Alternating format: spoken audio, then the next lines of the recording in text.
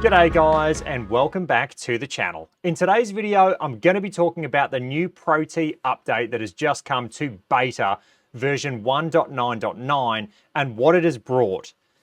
I'm happy to say that, and this is what's really cool about having such a strong community presence, is I put out a poll and I put out a video of top 10 things we'd like to see come to the Protee. I'm happy to say Protee must have watched that, because number one on that list by a long shot was a driver optimization window or a driver optimization feature in the Protee software. I'm happy to say that in this latest beta, we do have a driver optimizer, which I'm really, really happy to see come to this software. It's just amazing that we can have, you know, such a big influence as a community over, you know, the products that we use and use as a community. It's fantastic to see that we have a voice and they do listen to us. I'm going to be showing that off today, but what I'll put on screen first is I'll put up all of the things that has dropped with this 1.9.9 beta. The biggest thing is obviously the carry optimizer visual. Now, this isn't only for driver, this is for all the clubs in your bag as well. Additionally to that, they've added spin loft as a data point. So it's really cool. Again, I've been banging on about them putting spin loft as a metric. Spin loft is going to be your dynamic loft minus your attack angle. So if you're hitting an iron and you're hitting down on the ball, it's going to be adding the degrees down to the dynamic loft to give you spin loft. If you're hitting driver and you're hitting up on the ball, it's going to be taking away, it's your dynamic loft, subtract your angle of attack, will give you spin loft as your metric. Spin loft is really important because it's effectively, you know, the amount of loft that you're going to put on the actual golf ball that's going to determine how much spin the golf ball has. So it's a really important metric, especially when you're trying to fit clubs to someone or you're trying to optimize a driver for carry distance. It's huge. And they've also added, and this is a big one, they've added a section in the actual settings to where you need to put in your static loft for each club. This is important because they say that the static loft is used in the carry optimizer. So definitely, if you haven't done so already, go in and put all your lofts for your clubs into the window, because if you don't do that, then potentially you're going to be getting the wrong information in your optimizer. So I'll show you how to do that. I've already done that. So what I'll do is I'll pull up the Protee software real quick. I'll just hide a few of these windows. And then I'm going to pull up the Protee software because I'm going to show you exactly where to actually enter in your metrics. So if you go into the settings and you go to club bag, this is where you're going to build your bag in the actual Protee software. So jump into these so you can click on them individually and you can name your driver whatever you want. You can put a description. So say if you've got multiple drivers and this one's the Aerojet, you could put in the Aerojet. But the biggest thing is you need to put in your static loft. So I've got 10 degrees in there. That's what my driver plays at, is 10 degrees. I've done this for all my clubs. I've deleted all of the clubs out that I don't have, and this is actually my bag. So I've gone in, I've put all my you know, correct lofts in, and definitely go to the effort of doing this, because what I found was the lofts were actually quite different, you know, 2.5 degrees different to what I actually play my irons at. So these were set a little bit stronger than how I play. So definitely go in there, take the time and make sure you're doing this. Otherwise, your carry optimizer is potentially going to be incorrect. Okay, so once you've done that, we are ready to go check out this optimizer, and let's see today if we can defeat the optimizer. I'm extremely sore. I was in the gym yesterday doing a big session, but I'm gonna go and see if I can just defeat this optimizer, because I've done it once. And hopefully we can do it again. My equipment is pretty dialed in. I'm pretty good at dialing in my equipment. So my driver, realistically for me, it already is optimized, but it's going to be really interesting to see if we can optimize it even further today. So let's go and hit some shots and let's see if we can, you know, just tweak our driver slightly to get a few more yards out of it. All right, let's open up. We will loosen up as we go along with this test. I've hit a couple of drivers, but not many. There will be some stiff swings. Don't you worry about that.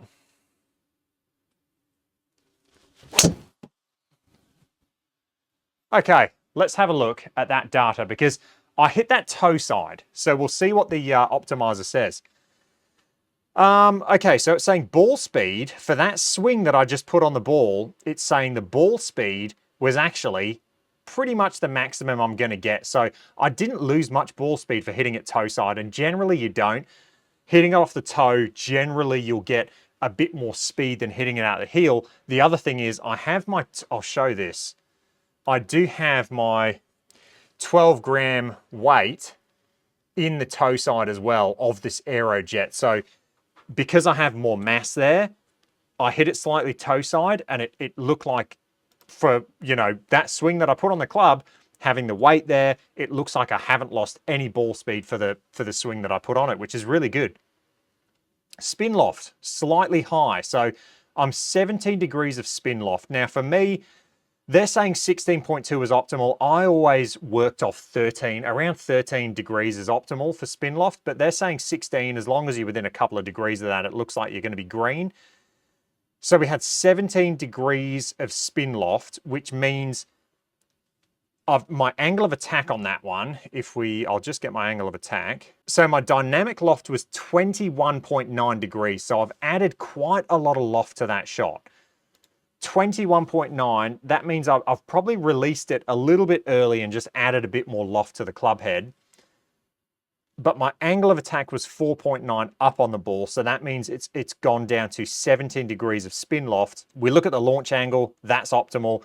Look at the spin though, I'm slightly high with my total spin because I did add a little bit more dynamic loft and I've got a little bit more spin loft. So interesting. Also, strike point's going to come into play with that total spin as well. It wasn't hit perfectly out the middle. If you look at the impact height, I hit it 5 mils low.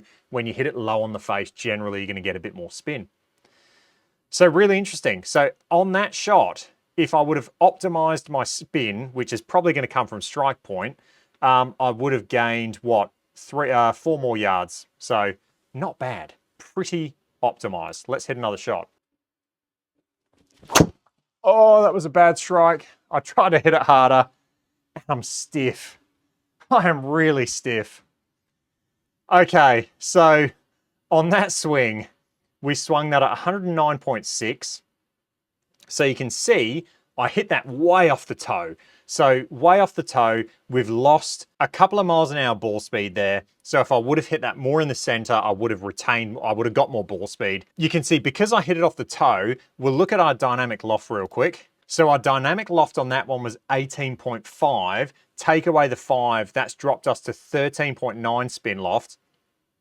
Launch angle was still pretty good.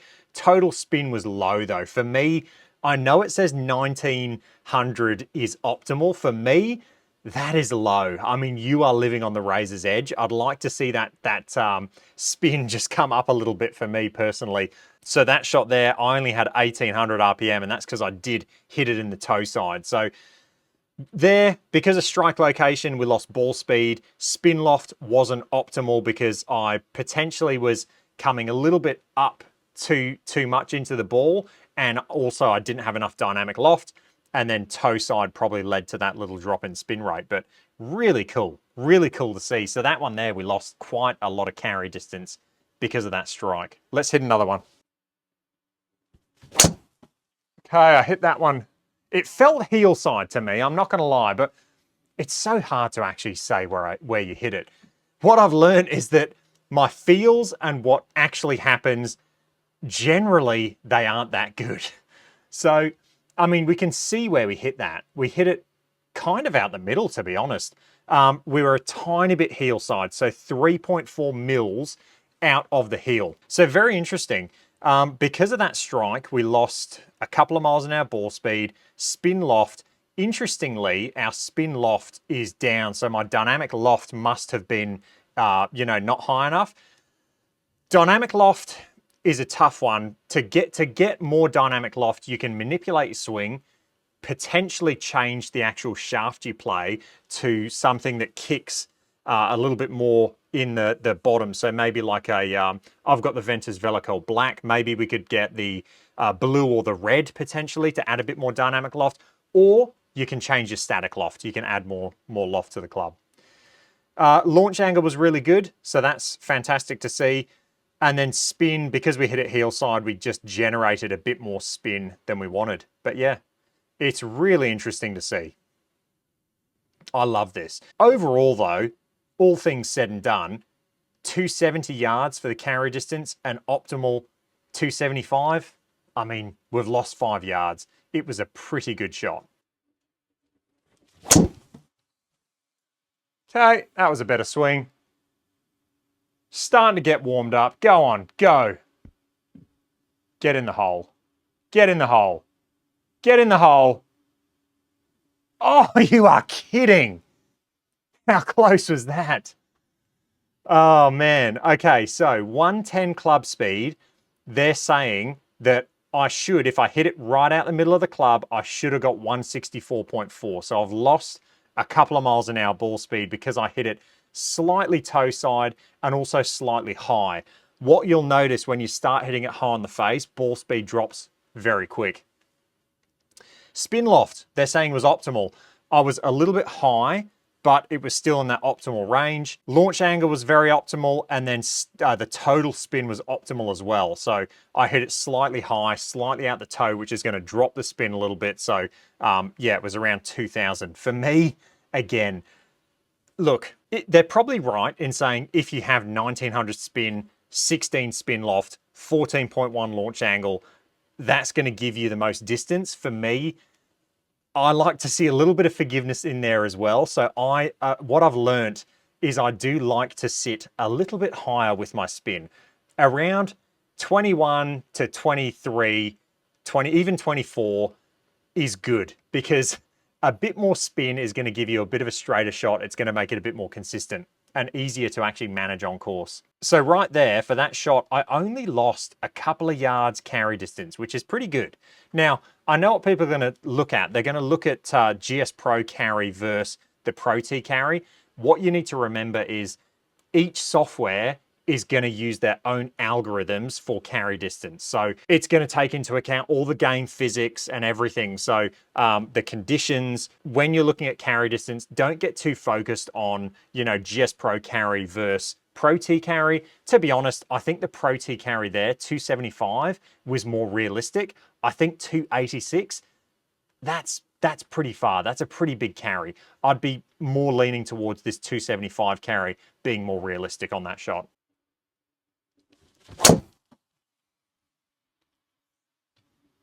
Okay, not too bad.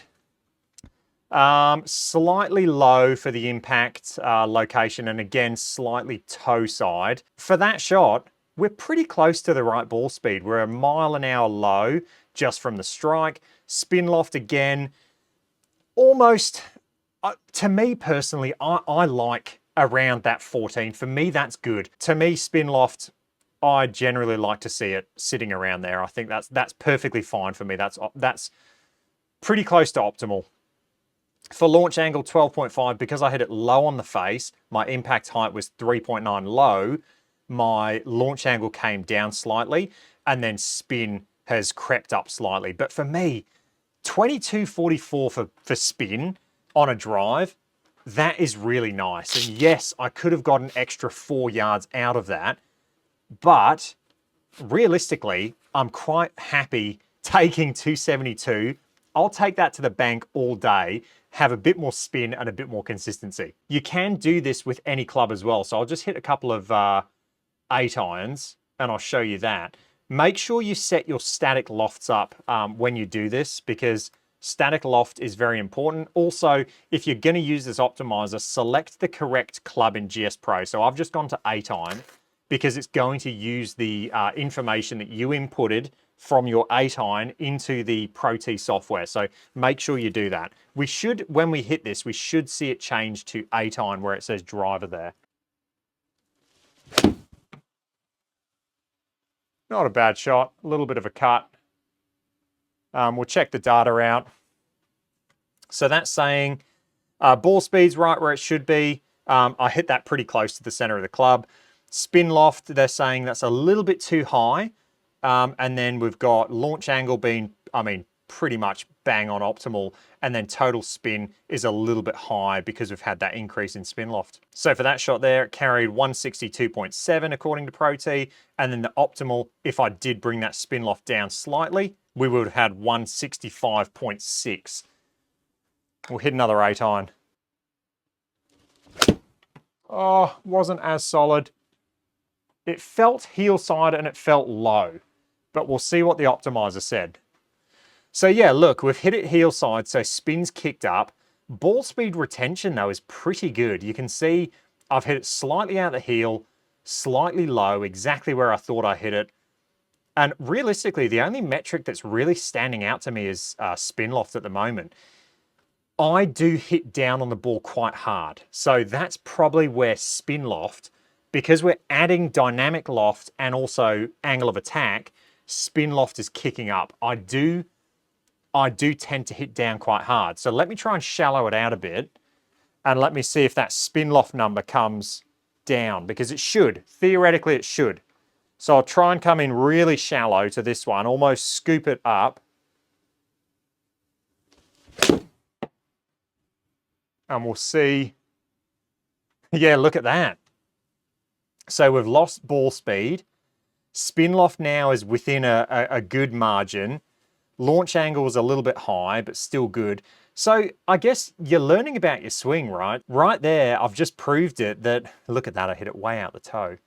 I've just proved that if I was going to work on something, I need to work on my angle of attack. So that is the metric that I should be focusing on when I hit my irons, to try and not get so steep, because when I do, spin loft just really creeps up. So I'll try and get some sort of mix between those.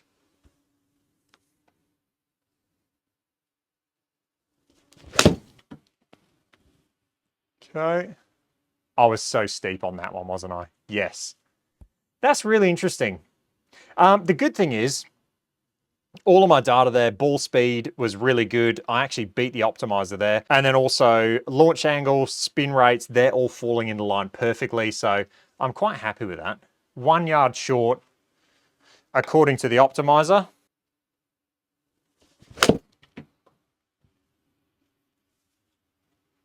Again, 10 degrees down. Pretty optimized. A little bit low on that one for strike point, but overall pretty optimized. And you can see the launch angle a little bit lower. Spin rates have kicked up, probably from that impact location just being so low on the club head. Ball speed's dropped off as well. I'd say it's from that strike so far on the bottom of the club head. Okay, that is the new optimizer. And just from that small session, I kind of know what I need to be working on in my game. I need to get a little bit shallower with my irons, and I knew that, but it's good to see the data give you that feedback, so then you can start implementing it and actually start using your launch monitor to help you improve with your game. All right, guys, I hope you enjoyed that. If you did, let me know. Any comments or questions, leave them down below, and I will catch you guys in the next one. Cheers.